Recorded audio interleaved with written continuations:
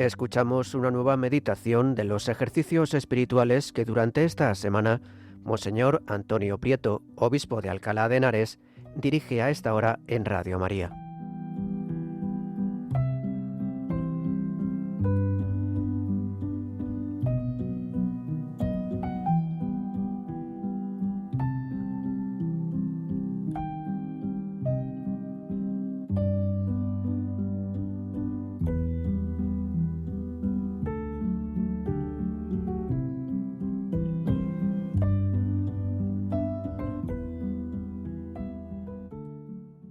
Tercera meditación. Los misterios de la vida oculta.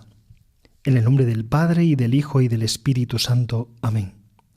Ven, Espíritu Santo, llena con tu gracia los corazones de tus fieles, y enciende en ellos el fuego de tu amor. Envía, Señor, tu Espíritu, y serán creados, y renovarás la faz de la tierra. Oh Dios, que iluminas a tus fieles con las luces del Espíritu Santo, haznos sentir rectamente conforme a este mismo Espíritu, y haz que gocemos para siempre de sus consuelos. Por Jesucristo nuestro Señor. Amén.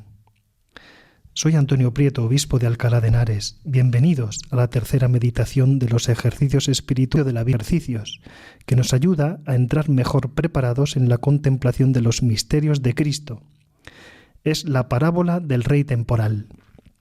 San Ignacio quiere despertar la generosidad en nuestro corazón.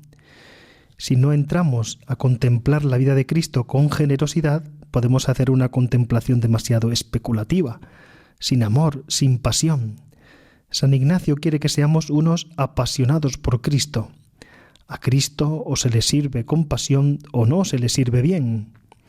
En el ejercicio anterior ante Cristo crucificado nos hemos preguntado, ¿qué debo yo hacer por Cristo? La parábola del Rey temporal viene a dar continuidad a esta pregunta. San Ignacio nos invita a imaginar un rey humano elegido por Dios, por lo tanto un rey legítimo. Su voluntad es conquistar toda la tierra de infieles. Era el ideal medieval de las cruzadas, por lo tanto un ideal noble. Y este rey convoca a sus caballeros y les dice: quien quiera venir conmigo debe estar dispuesto a comer como yo, a beber como yo, a vestir como yo, a vigilar de noche como yo, para luego tener parte conmigo en la victoria. Es un ideal tan grande que si algún caballero no aceptase sería digno de ser tenido y vituperado por perverso caballero, dice San Ignacio. Recordemos que estamos en una época en la que la honra era el valor moral más importante. Entre los que responden a la invitación del Rey temporal caben dos posturas. La primera es la de los caballeros que siguen al rey con juicio y razón, es decir, con prudencia humana. Se ofrecen a trabajar en la causa, pero sin dejarse la vida en ello, sin exagerar. La segunda postura es la de los caballeros que más se querrán afectar y señalar en el servicio del rey, que le siguen con una prudencia no solo humana, sino sobrenatural.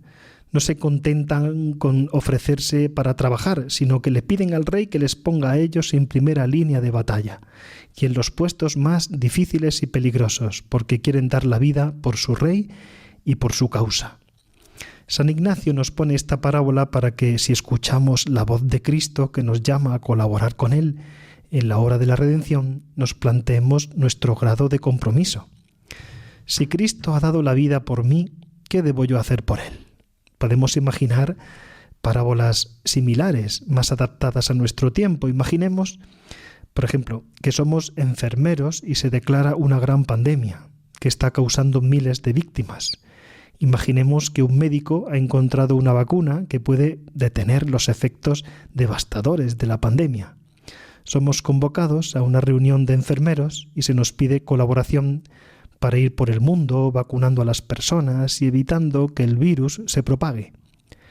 Al final de la reunión se reparte un folio donde cada uno puede apuntarse. Hay 2 columnas, los que solo están dispuestos a vacunar en su ciudad y los que están dispuestos a ir por todo el mundo, a los lugares más difíciles y peligrosos donde el virus es más contagioso.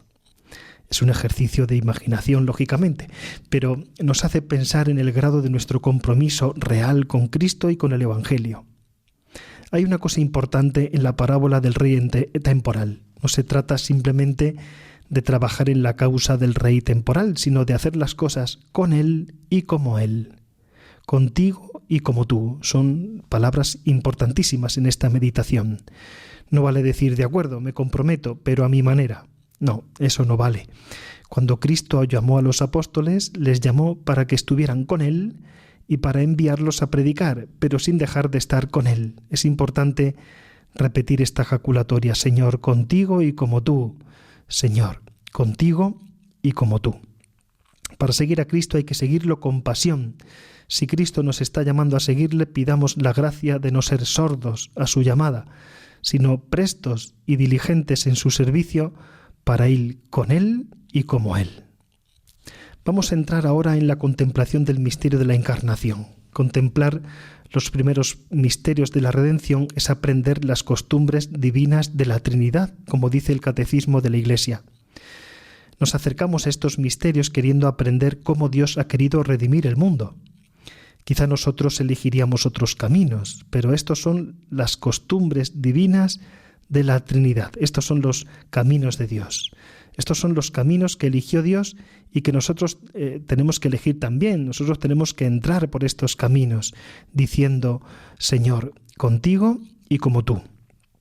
Hay dos textos bíblicos que nos hablan del misterio de la Encarnación. En la carta a los Gálatas se dice: llegada a la plenitud de los tiempos, Dios envió a su propio Hijo, nacido de una mujer, nacido bajo la ley, para rescatar a los que estaban bajo la ley.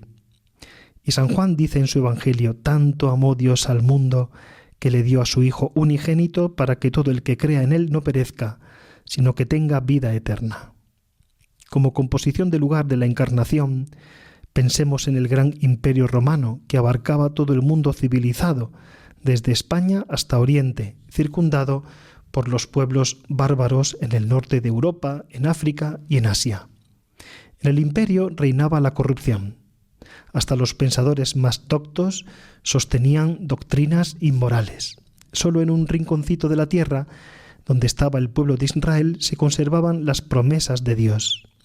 Quizá allí se podían esperar frutos de santidad, pero en aquel momento los romanos lo infectaban todo con sus vicios. Herodes había usurpado el trono de David y había corrompido al pueblo. Los saduceos, encargados de custodiar la ley de Dios, habían roto con la moral divina, y los fariseos, detrás de una apariencia de servir a Dios, estaban también interiormente corrompidos, como sepulcros blanqueados. El panorama era desolador, pero Dios miró al mundo con misericordia. Es impresionante contemplar la misericordia de Dios en la Encarnación. Dios quiere salvar al mundo a costa de todos los sacrificios. Como dice San Ignacio, viendo que todos descendían al infierno, se determinó que la segunda persona de la Trinidad se hiciera hombre y fuera enviado el arcángel San Gabriel. La misericordia del Señor no se cansa. Crece en la medida en que crecen nuestros pecados. Para redimir el mundo, Dios puso su mirada en Nazaret, que está en Galilea, la parte más despreciable de Palestina, la zona más pobre e ignorante, donde más habían influido los gentiles. En Galilea había algunas ciudades relativamente importantes, como Tiberíades, pero Nazaret era un pueblo desconocido. En Nazaret había una casita pobre y allí una joven pobre y desvalida, y allí puso Dios su mirada. Quizá nosotros hubiéramos acudido a los palacios de Roma o a las academias de Atenas, pero Dios puso sus ojos en Nazaret. Los caminos de Dios no son nuestros caminos. A nosotros nos gustaría ser Dios para redimir el mundo, pero Dios eligió hacerse hombre, uno como nosotros, en todo igual a nosotros, menos en el pecado. A Dios le atrajo la virginidad de María. Preservada del pecado original, María era una cándida azucena a la que ni siquiera había rozado el hálito del mundo. María exhalaba un aroma de inocencia que enamoraba a Dios. Y allí fue enviado el ángel Gabriel, y María fue obediente a la voz del ángel. Aquí está la esclava del Señor, hágase en mí según tu palabra. El Evangelio de San Mateo dice: la generación de Jesucristo fue de esta manera. Su madre María estaba desposada con José y antes de que habitasen juntos se encontró encinta por obra del Espíritu Santo. Su marido José, como era justo y no quería ponerla en evidencia, resolvió repudiarla en secreto. Así lo tenía planeado cuando el ángel del Señor se le apareció en sueños y le dijo: José, hijo de David, no temas tomar contigo a María tu mujer, porque lo engendrado en ella es obra del Espíritu Santo. Dará a luz un hijo, y tú le pondrás por nombre Jesús, porque él salvará a su pueblo de sus pecados. Junto a María está José, y allí también Dios puso su mirada para el misterio de la Encarnación. José es modelo de hombre sacrificado. Solo aparece en los momentos más difíciles de la infancia de Jesús: el censo del emperador Augusto, la huida a Egipto o el disgusto de perder al niño Jesús y encontrarlo en el templo. Es el hombre siempre en la sombra. No se conserva ni una sola palabra suya en el Evangelio. Era el cabeza de familia de la Sagrada Familia, pero su papel era muy secundario y lo desempeñó sin quejas ni suspicacias. Es el hombre que está siempre al servicio de los demás. Su oficio era poner nombre a Jesús para incorporarlo a la descendencia davídica y custodiar a Jesús y a su madre. José es el varón justo, el hombre bueno hasta la médula de los huesos. Ante el misterio de la Encarnación, José en ningún momento dudó de la integridad de María, pero se encontró ante una situación que les desbordaba. En un primer momento decidió separarse en secreto y dejar el asunto en manos de Dios, pero en una noche de dudas el ángel Gabriel le confortó y le hizo partícipe de la misión divina. Dediquemos tiempo a contemplar este misterio. San Ignacio nos recomienda pedir conocimiento interno de Jesucristo, que por mí se ha hecho hombre, para que yo más le ame y mejor le siga. Me gustaría detenerme un momento y profundizar en lo que significa la contemplación, tal como la propone San Ignacio. En su carta sobre el Rosario, San Juan Pablo II decía que fijar los ojos en el rostro de Cristo era la tarea fundamental de todos los discípulos de Cristo. Orar contemplando los misterios de Cristo ayuda mucho a enamorarnos de Cristo. Es lo que busca San Ignacio, que nuestro conocimiento de Cristo no sea exterior y especulativo, sino interno. Es lo que llamamos conocer a una persona por dentro, o conocer el corazón de una persona. Contemplar es ver, oír, mirar, reproducir una imagen audiovisual a partir del Evangelio y dejarme transformar por ella. Más que la simple meditación intelectual, la contemplación produce un reordenamiento profundo de nuestro mundo interior, deseos, fobias, repugnancias y aficiones desordenadas. La contemplación tiene un fuerte efecto transformador. Como dice el Salmo 33, contempladlo y quedaréis radiantes. Refiriéndose a estos frutos de la contemplación, comenta San Pablo: reflejamos como en un espejo la gloria del Señor. Nos vamos transformando en esa misma imagen cada vez más. Así es como actúa el Señor, que es Espíritu. La contemplación presupone la fe. Los contemporáneos de Jesús tuvieron su inmediatez, algo que nosotros no tenemos. Sin embargo, a los contemporáneos de Jesús no se les dispensó la fe. Tuvieron que hacer un camino de fe con Jesucristo. Tuvieron que creer en Jesús. A nosotros, 21 siglos después, por la fe, se nos regala la inmediatez de Jesús. En efecto, contemplando a Cristo en el Evangelio, puedo decir que estoy con Cristo vivo y verdadero. Como dice la primera carta de Pedro, no lo habéis visto y lo amáis. San Ignacio pide que hagamos las contemplaciones de una manera sencilla, lo más sencilla posible, pidiendo según sintiere, con humildad, como si presente me hallare. Habla de reflectir sobre mí mismo para sacar algún provecho. Todas estas son expresiones de San Ignacio. Contemplar es imitar a la Virgen María, que conservaba todos los hechos y palabras de Jesús, meditándolos en su corazón.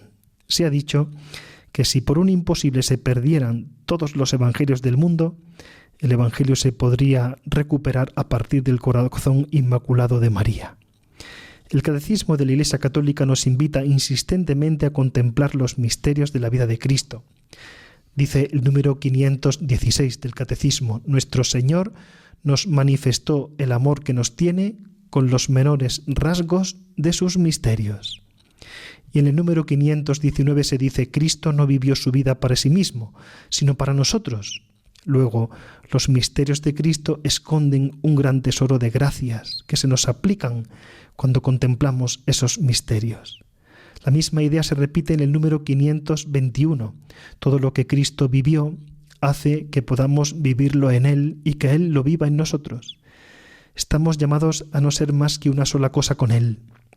Debemos continuar y cumplir en nosotros los estados y misterios de Jesús y pedirle con frecuencia que los realice y lleve a plenitud en nosotros.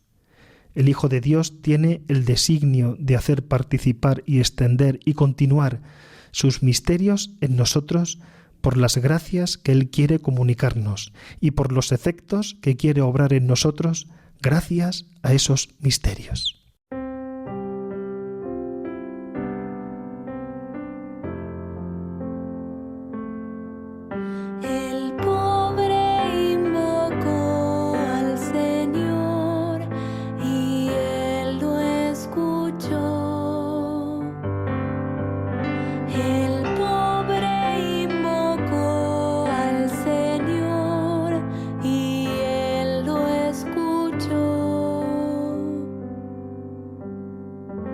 Bendeciré al Señor en todo tiempo, su alabanza estará siempre en mis labios.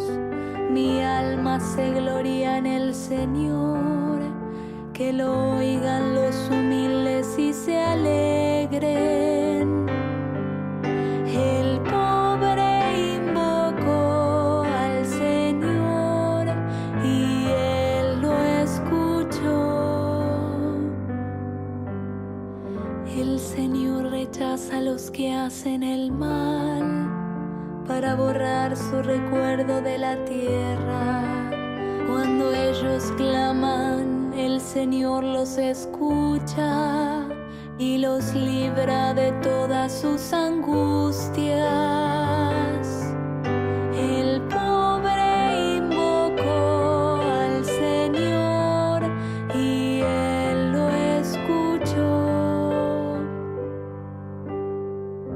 El Señor está cerca del que sufre y salva a los que están abatidos. El Señor rescata a sus servidores y los que se refugian en Él no serán castigados. El pobre invocó al Señor y Él lo escuchó. El pobre invocó al Señor y Él lo escuchó.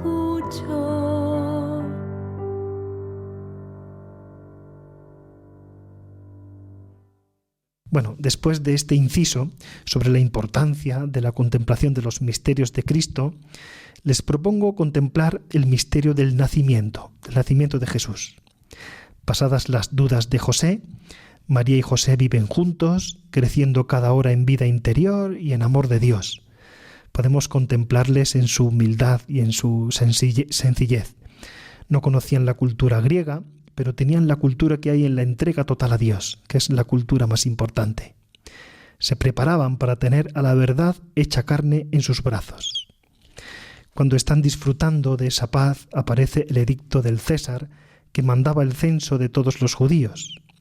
El misterio del nacimiento comienza con una prueba para María y José.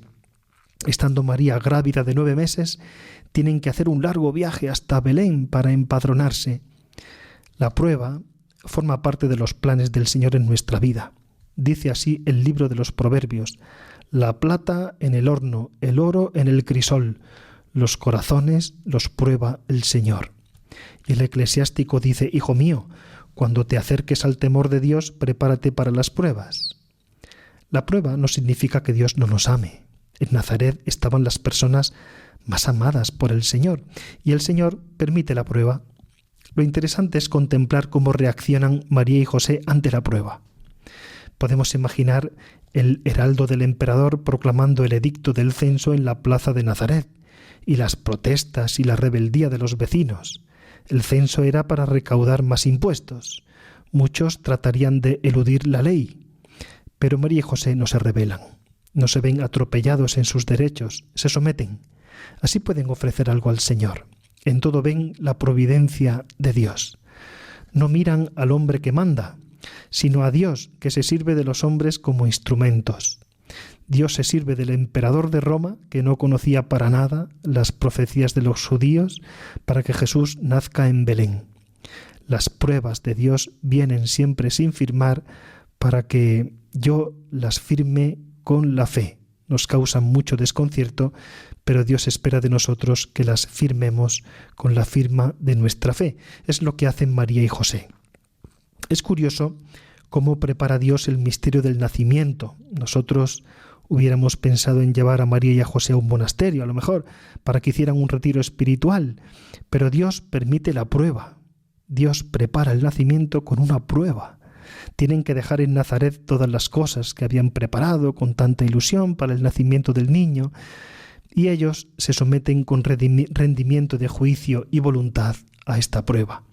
Como predicaba Juan Bautista, hay que preparar los caminos del Señor en el desierto. El desierto es el lugar de la soledad y del desprendimiento, y Dios pide a José y a María la renuncia y el desprendimiento, incluso de lo bueno que habían hecho para preparar el nacimiento del Hijo de Dios. Los caminos del Señor no son los nuestros, pero son los mejores caminos. María y José se disponen para el camino de Nazaret a Belén, y nosotros les acompañamos con nuestra mirada contemplativa. Es un viaje largo y pesado, de unos 130 kilómetros. A pie serían 4 o 5 jornadas. Tendrían que padecer las molestias consiguientes, quizá pasar las noches en posadas inmundas, hacinadas de pobres y caminantes. Contemplamos a María recogida, íntimamente unida al Señor. Tiene tal sobreabundancia de vida interior que nada le distrae. Cuando se tiene vida interior, podemos vivir en presencia de Dios en medio del trajín del trabajo y de nuestras ocupaciones habituales. San José mira a María como a una custodia santa en la que ve a su Dios. Por donde pasaran, irían dejando el buen olor de Cristo. De la unión íntima con Cristo se exhalan estos perfumes que son un apostolado continuo. Se puede predicar sin palabras. En la vida de San Francisco de Asís se cuenta que en cierta ocasión pidió al hermano León que le acompañara a predicar en la ciudad de Asís. Salieron del convento en silencio, San Francisco iba marcando el paso y el hermano León le acompañaba. Subieron una calle, cruzaron una plaza, transitaron algunas calles más sin hablar nada, solo sonriendo a la gente que encontraban. Era invierno y todo estaba nevado, ellos iban con los pies descalzos. Cuando el hermano León quiso darse cuenta, ya habían regresado al convento, y le preguntó a San Francisco: «Hermano Francisco, ¿no íbamos a predicar?». San Francisco contestó: «Ya hemos predicado. La gente nos ha visto recogidos, en silencio, vestidos pobremente, con nuestros pies descalzos sobre la nieve. Esa era nuestra predicación». En el camino de Nazaret a Belén así predicaron María y José. Así deberíamos predicar nosotros. Santa Ángela de la Cruz decía que el mejor predicador es el gigante mudo del ejemplo. Cuando llegan a Belén, María y José se dirigen a la posada pública. No pensemos que sería un hotel de 5 estrellas, sería un corralón con tapias. Belén era un pueblo muy pobre, pero no hubo sitio para ellos en la posada. La posada estaba repleta. Eran muchos los que acudían a causa del empadronamiento. Pensemos en la humillación de sentirse en la calle. Ellos no tenían dinero, ni recomendaciones de nadie. Se tienen que refugiar en la periferia de la ciudad, sin casas, sin muebles, sin comodidades. Las personas más amadas por Dios, y Dios permite que sufran. ¡Qué misterio! El sufrimiento no significa que Dios no nos ame, que Dios se haya olvidado de nosotros. Como dice el libro del Apocalipsis, yo corrijo a los que amo. En cierta ocasión, Santa Teresa de Jesús preguntó a Dios por qué sufrían las personas buenas. Y Dios le dijo: es que yo trato así a mis amigos. Y Teresa le contestó: por eso tienes tan pocos. María y José, como mendigos, acaban refugiándose en una cueva donde se estabulan los animales. Había allí un pesebre y allí nació el Hijo de Dios. Estamos muy acostumbrados a esta escena, la representamos en nuestros belenes y nacimientos, pero es una escena muy fuerte. Pensemos en la impresión que nos haría un impío que robara un copón del sagrario y se fuera a una cueva inmunda ocupada por animales, y allí derramara las sagradas formas. El misterio del nacimiento es aún más fuerte porque en la Eucaristía lo que estaría en contacto con las inmundicias serían las especies sacramentales, eucarísticas, pero en el nacimiento fue el mismo Jesús el que estuvo reclinado en el pesebre, sin resguardo de las especies sacramentales. Jesús buscó libremente aquella horrenda humillación y profanación. No fue un cúmulo de malas suertes lo que le llevó al establo, fue el amor. Si no lo contara el Evangelio, no lo creeríamos. Nos parecería un sacrilegio. Pero para Jesús el pesebre es su palacio. A José, al contemplarlo, se le cae el alma a los pies. Se diría para sí mismo: esto es lo que buscaba mi hijo. Dios nos lo ha quitado todo para dejarnos solo a Jesús, que es el todo. En lo más profundo de la noche, en lo más profundo de la pobreza, de la humillación, pronto se acerca el instante de la aurora del nacimiento del Hijo de Dios. María envolvió al niño en pañales. Contemplemos la escena. El Redentor inmóvil, el Verbo, la palabra eterna de Dios, no habla, solo balbucea. Y María lo puso en el pesebre. No quiere guardarlo para ella sola, lo ofrece al mundo. Ahora quiere engendrarlo en las almas. Lo ofrece y lo adora. Podemos imaginar que María se consagraría a Jesús con estas palabras u otras parecidas: Hijo mío, no quiero tener ojos sino para mirarte, labios sino para besarte, manos sino para cuidarte, y corazón sino para amarte. Nosotros también podríamos consagrarnos con estas mismas palabras: Jesús, no quiero tener ojos sino para mirarte, labios sino para besarte, manos sino para cuidarte, y corazón sino para amarte. Reflectir para sacar algún provecho. Es la invitación de San Ignacio. Jesús se ha convertido en un mendigo de amor. Desea encontrar corazones que amen como Él ama, en el sacrificio, en la humillación y en la pobreza. Así quiere Dios redimir el mundo. Cuando habla el Evangelio, callan los razonamientos humanos.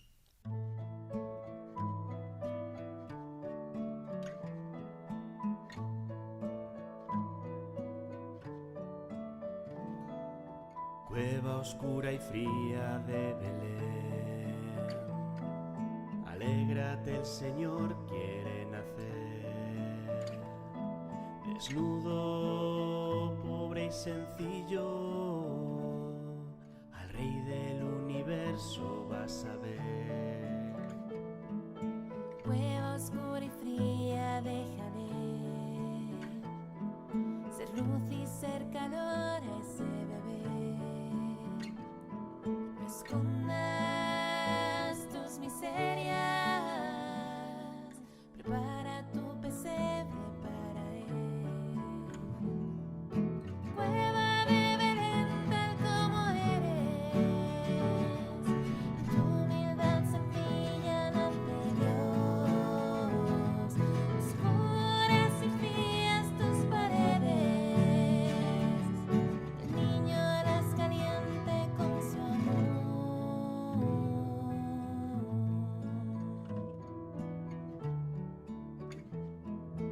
Cueva oscura y fría vas a ver milagros si le dejas hoy nacer. El brillo de una estrella apunta al mundo entero hacia Belén. Despiertos hoy contemplan mula y buey, tres magos adorando a su rey. Resuenan en la noche los besos de María para él. Prueba de ver tal como eres, de tu humildad sencilla nace Dios. Oscuras y frías tus paredes, Y el niño eras caliente con su amor.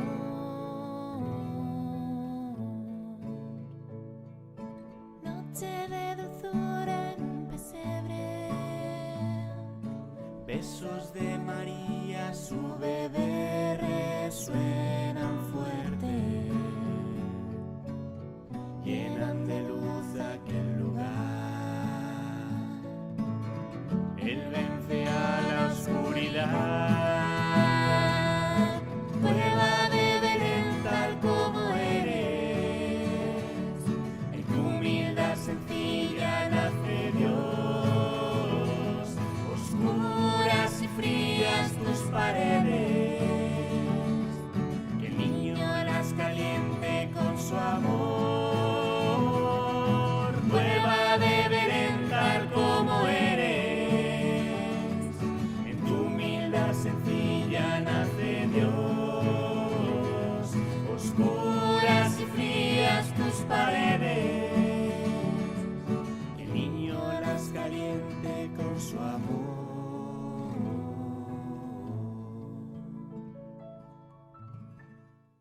Les propongo a continuación una última contemplación, la vida oculta de Jesús en Nazaret. Es un gran misterio. El Padre quiso que 30 años de la vida de Jesús quedaran ocultos y desconocidos. Para aprovechar en la vida de Dios hay que saber ocultarse muchas veces. La verdadera humildad se destruye si se saca al público. Un perfume pierde su esencia si el frasco se queda mucho tiempo abierto. Es verdad que Jesús dijo: «Brille así vuestra luz delante de los hombres, para que vean vuestras buenas obras y glorifiquen al Padre que está en los cielos». Pero también dijo que lo que hiciéramos con la mano derecha, que no lo supiera la izquierda. El bien suele hacer poco ruido, y el ruido suele hacer poco bien. Muchos santos pasaron una vida muy escondida, y así lograron hacer mucho fruto. En la vida de Santa Teresita se cuenta que cuando murió, y había que escribir una carta de edificación, las hermanas que vivieron con ella no sabían qué escribir. Es curioso, vivió tan escondida que era desconocida incluso para las hermanas con las que convivía. Después todo ha salido a la luz y es doctora de la Iglesia y patrona de las misiones. Y San Pío X dijo de Santa Teresita que era la santa más grande de los tiempos modernos, pero pasó su vida escondida en un convento. Esconderse no es cruzarse de brazos, eso es pereza. Esconderse no es huir de nuestras obligaciones, es hacer lo que tenemos que hacer pero sin buscar publicidad ni autobombo. Jesús se escondió 30 años para enseñarnos el valor de la vida ordinaria como campo de santificación. El Señor nos espera en nuestra vida de familia, de trabajo, en nuestra vida social, sin soñar con condiciones extraordinarias, sin querer salir de donde la providencia nos ha puesto. La santidad no es cuestión de cambiar de caballo, sino de cambiar al caballero. ¿Cuántas veces soñamos en condiciones de vida en las que nos parece que podríamos estar mejor creyendo que son la panacea? Estas ensoñaciones suelen ser tentaciones con las que el enemigo quiere apartarnos del lugar que Dios ha pensado para nuestra santificación. Hay un texto de San Francisco de Sales que lo explica muy bien. Dice el santo: ¿sería cosa razonable que un obispo quisiera vivir en la soledad como un cartujo?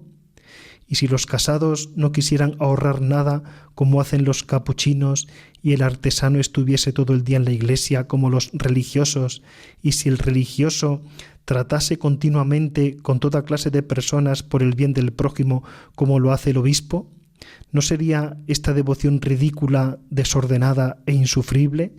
No. La devoción nada echa a perder cuando es verdadera, al contrario, todo lo perfecciona. Y cuando es contraria a la vocación de alguno, es, sin la menor duda, falsa. Es un error y aun una herejía querer desterrar la vida devota de las compañías de los soldados, del taller de los obreros, de la corte de los príncipes y del hogar de los casados. La Virgen María también llevó una vida muy oculta, dedicándose a las tareas de la casa, y sin embargo es la reina de los apóstoles. El fruto no está en hacer actividades llamativas, sino en hacer la voluntad de Dios en todo, poniendo en todo mucho amor. En la vida oculta de Jesús llama la atención que estaba sometido a sus padres. Así lo dice el Evangelio de San Lucas. En la Sagrada Familia, el más digno de la casa era el que obedecía más. A veces nosotros vemos la obediencia como una necesidad de organización. Decimos, alguien tiene que mandar, si no esto sería un caos. Pero la obediencia de Jesús es mucho más profunda. Jesús quiere enseñarnos a obedecer a Dios a través de las mediaciones humanas. San Lucas también nos dice que la vida oculta de Jesús fue una vida de continuo crecimiento. Jesús crecía en sabiduría, en estatura y en gracia ante Dios y ante los hombres. Jesús quiso someterse a la ley del crecimiento y fue siempre adelante. Nosotros muchas veces parece que decrecemos con el paso de los años. Vamos perdiendo la paciencia, la caridad fraterna, el fervor espiritual, el fuego evangelizador y el deseo de ser santos. Sin embargo, el Evangelio nos dice que Jesús crecía. La vida oculta de Jesús fue también una vida de trabajo, como también fue una vida de trabajo la de María y José. La Virgen se dedicaría a los quehaceres de la casa, a amasar y cocer el pan, a acarrear agua, a aderezar la comida, hilar, remendar la ropa. San José era carpintero. San Justino dice que San José se encargaba de hacer arados y repararlos. El suyo no era un trabajo fino y delicado, sino un trabajo duro y esforzado.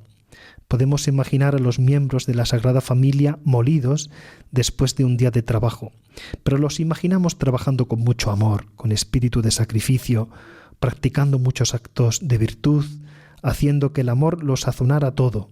Trabajando junto a su Padre, Jesús sabía que estaba salvando almas.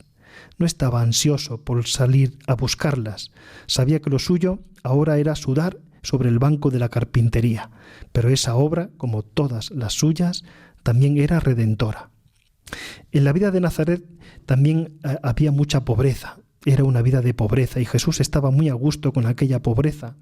Jesús no quiere que haya pobres por necesidad, pero sí le gusta que haya pobres por elección, es decir, a Él le gusta que elijamos una vida sobria y sencilla, sin lujos innecesarios, sin necesidades artificiales. En Nazaret no había muchas comodidades, pero sí había mucho amor. Nosotros hoy día tenemos muchísimas comodidades y nos falta muchísimo amor. Por último, en Nazaret se cuidaba mucho la vida de oración y la vida de familia. José, María y Jesús se recogerían varias veces al día para realizar las oraciones propias de los judíos. Nosotros también deberíamos imitar a la Sagrada Familia en su devoción y en su estima y cariño mutuos. Hablamos mucho de caridad fraterna y quizá no la practicamos todo lo que deberíamos. La caridad es mucho más que aprender a soportarse unos a otros. Es tenerse estima verdadera. Para querernos sinceramente hay que empezar por pensar bien de los demás. Lo primero en la caridad es la higiene mental, no hacer juicios temerarios. No juzguéis y no seréis juzgados, dijo Jesús. El siguiente paso para la caridad fraterna es la palabra. Para vivir la caridad hemos de pensar bien de los demás y hemos de hablar bien de los demás. Hay que aprender a hablar de los ausentes como si estuvieran presentes. Fácilmente nos deslizamos hacia la crítica y la murmuración y esto hace mucho daño. La murmuración es la carcoma de la convivencia humana, ya que genera desconfianza y rencor. Lo ideal sería hablar bien de todos y si tenemos que decir algo negativo, que brote del amor, que nunca brote de la envidia o del rencor. Después del pensamiento y la palabra viene la obra. La caridad se construye con el servicio a los demás. Quien no vive para servir, no sirve para vivir. El servicio supone sacrificio, supone saber renunciar a mis caprichos para buscar el bien de los demás. La alegría también ayuda mucho en la vida de familia. Las caras de funeral hacen mucho daño a la convivencia y la sonrisa ayuda mucho a la acogida y a generar un buen ambiente. No se trata de fomentar una alegría ficticia, sino una alegría verdadera, que brota de la entrega y del don de sí. En el fondo, la ley suprema de la caridad es la siguiente: los demás no son para mí, yo soy para los demás. Si un día todos nos levantáramos por la mañana pensando ¿qué voy a hacer hoy por los demás?, habría una revolución en el mundo. El problema es que nos levantamos pensando en todo lo que los demás tienen que hacer por nosotros, y cuando no lo hacen nos enfadamos y nos pasamos el día de mal humor.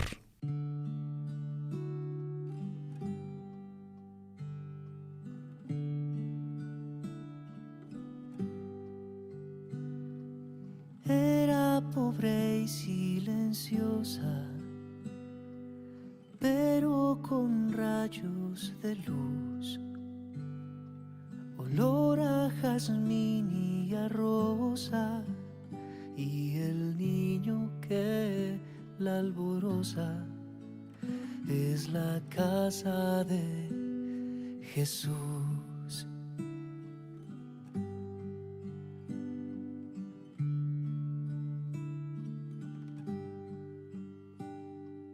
Un taller de carpintero y un gran misterio de fe, manos callosas de obrero, justas manos de hombre entero, es la casa de José.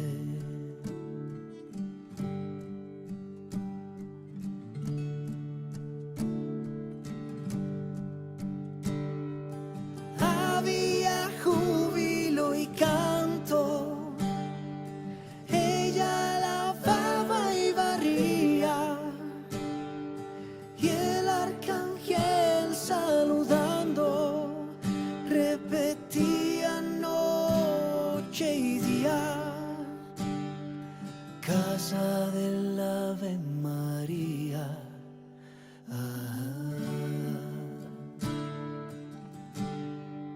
Ave María.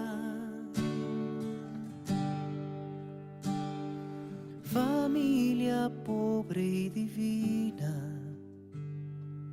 pobre mesa, pobre casa, mucha unión, ninguna espina, y el ejemplo que culmina en un amor que no pasa.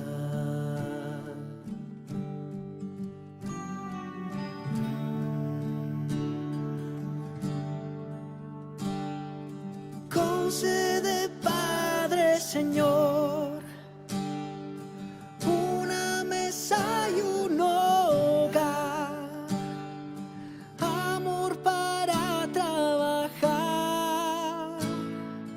padres a quienes querer y una sonrisa que dar.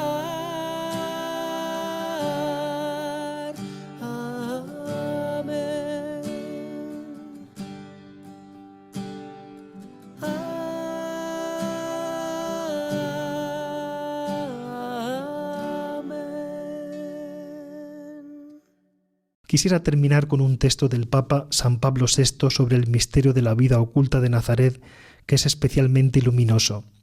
Dice así el Papa: Nazaret es la escuela de iniciación para comprender la vida de Jesús, la escuela del Evangelio. Aquí se aprende a observar, a escuchar, a meditar, a penetrar en el sentido tan profundo y misterioso de aquella simplísima, humildísima, bellísima manifestación del Hijo de Dios. Aquí en esta escuela se comprende la necesidad de tener una disciplina espiritual si se quiere llegar a ser alumnos del Evangelio y discípulos de Cristo. Oh, y cómo querríamos ser otra vez niños y volver a esta humilde, sublime escuela de Nazaret. Cómo querríamos repetir junto a María nuestra introducción en la verdadera ciencia de la vida y en la sabiduría superior de la divina verdad.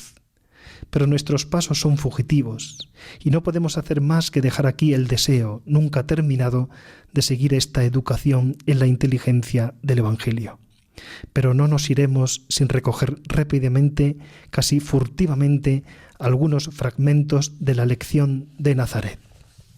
Lección de silencio. Renazca en nosotros la valorización del silencio, de esta estupenda e indispensable condición del espíritu, en nosotros aturdidos por tantos ruidos, tantos estrépitos, tantas voces de nuestra ruidosa e hipersensibilizada vida moderna.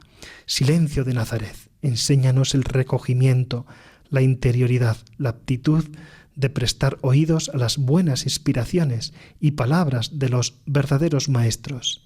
Enséñanos la necesidad y el valor de la preparación, del estudio, de la meditación, de la vida personal e interior, de la oración que Dios solo ve secretamente.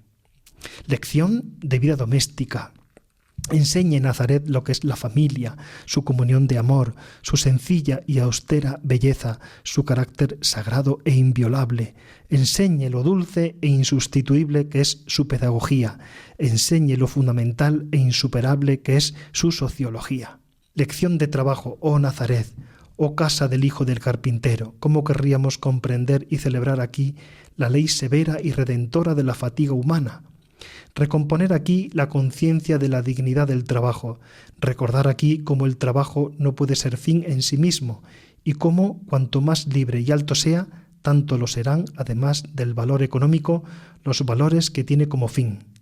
Saludamos aquí a los trabajadores de todo el mundo y les señalamos a su gran colega, a su hermano divino, el profeta de toda justicia para ellos, Jesucristo nuestro Señor.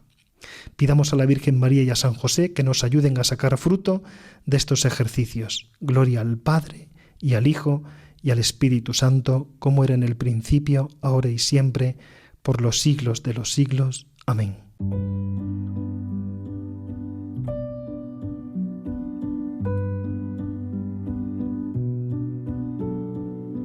Han escuchado una nueva meditación de los ejercicios espirituales que durante esta semana Monseñor Antonio Prieto, obispo de Alcalá de Henares, dirige a esta hora en Radio María.